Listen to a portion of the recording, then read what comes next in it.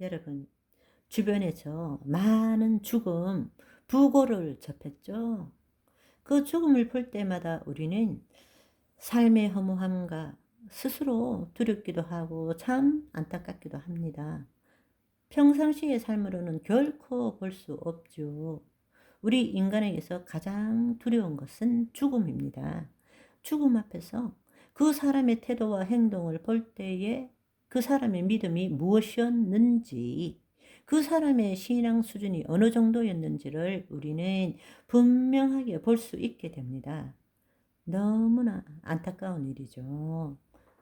죄의 본래의 뜻은 관역에서 벗어나다라는 뜻입니다. 한마디로 하나님의 영광과 생명이 없어진 것이죠.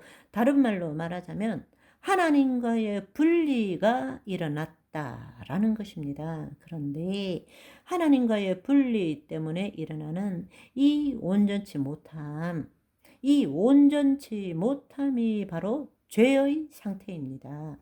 우리는 하나님 안에 있을 때라야만이 온전함을 누리는 것이지, 스스로가 존재할 때는 결코 온전함을 누리지 못하는 것입니다.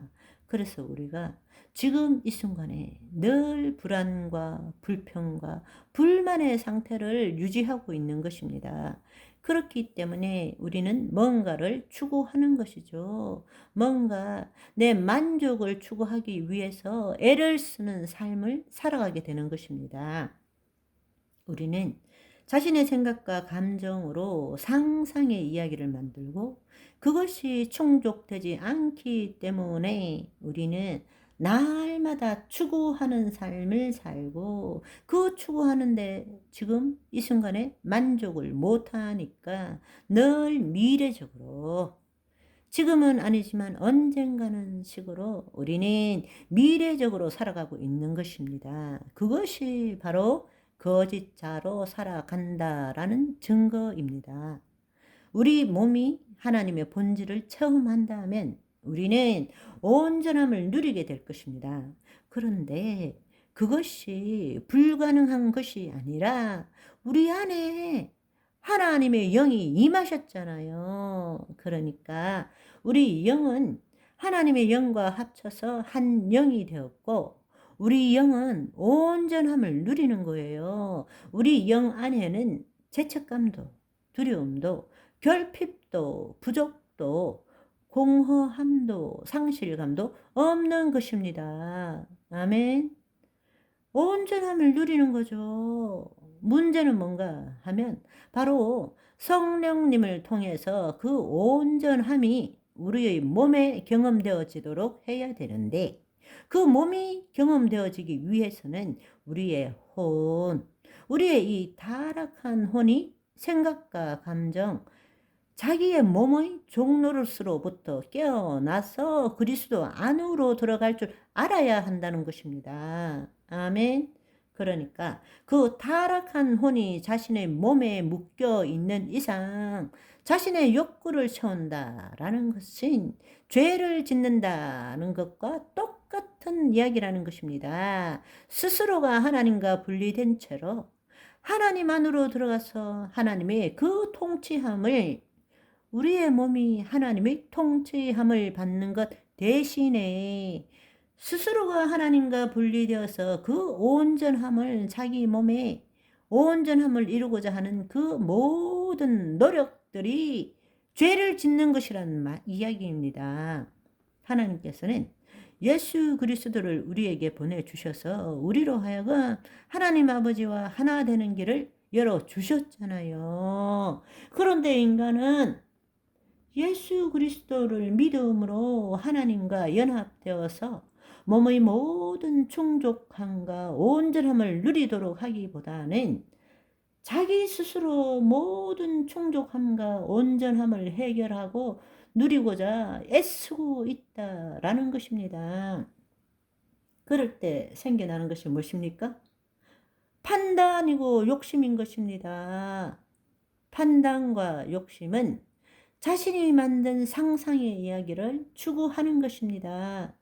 결국 추구하면 할수록 점점점 하나님으로부터 하나님으로부터 더 멀어지는 삶을 살게 되는 것이죠. 다른 말로 말하자면 우리 안에 있는 그 온전하지 못함, 불완전함, 불만, 부족, 불편함을 스스로가 그것을 해결하고자 하는 것이 욕구죠. 그 욕구를 추구하는 것이 바로 죄라는 것입니다. 따라서 욕심과 죄는 뗄래야 뗄 수 없는 불가분의 관계를 가지고 있습니다. 그래서 야고보서 1장 14절 15절은 오직 각 사람이 시험을 받는 것은 자신의 욕심에 끌려 미혹됨이니 욕심이 잉태한 즉 죄를 낳고 죄가 장성한 즉 사망을 낳느니라. 왜 죄가 장성하면 사망을 낳게 됩니까? 하나님 없이 스스로 존재하기 위해서 애를 쓰고 살면 살수록 우리의 영혼 몸이 서로 정상적으로 작동하지 못하고 비그덕 어그러지기 때문입니다.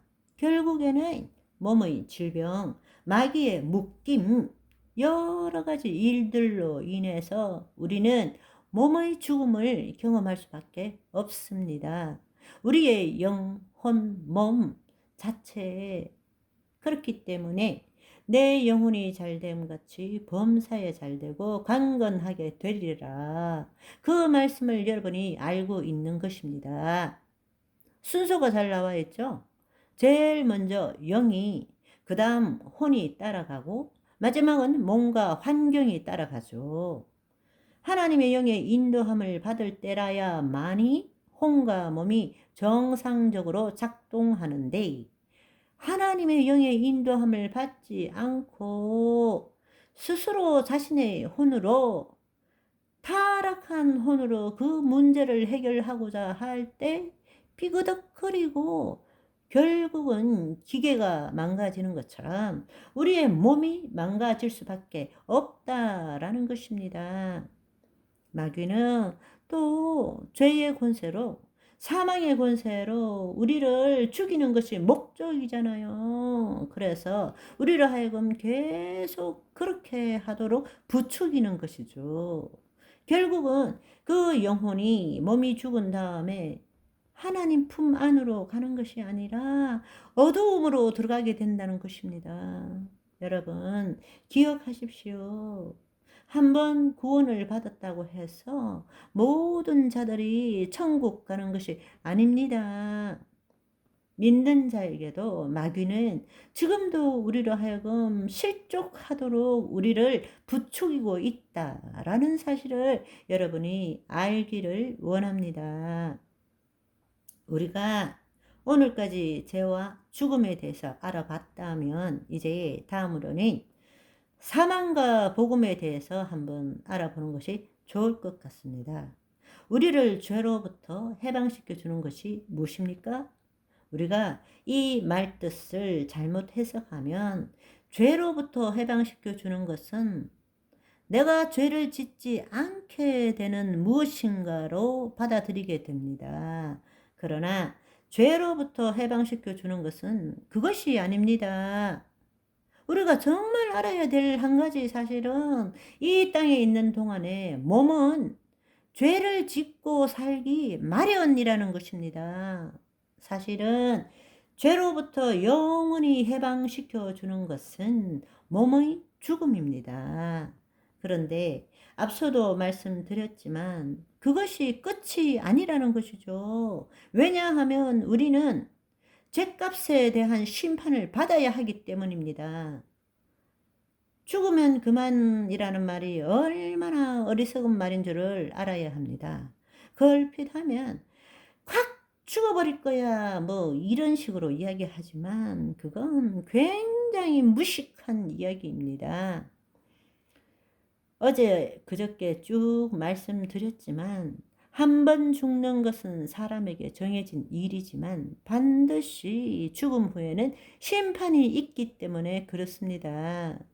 여러분 오늘도 내가 주체가 되어 죄를 짓지 않겠다 바늘로 허벅지 콕콕 찔러대며 참아야지, 참아야지, 참아야 하느니라 하며 가슴속에 분을 숨겨 놓지 말고 있는 사실 그대로 보고 때로는 화를 폭발할 때 그것을 주님께 가져가서 올려드리며 "주님, 제가 또 이렇게 했네요."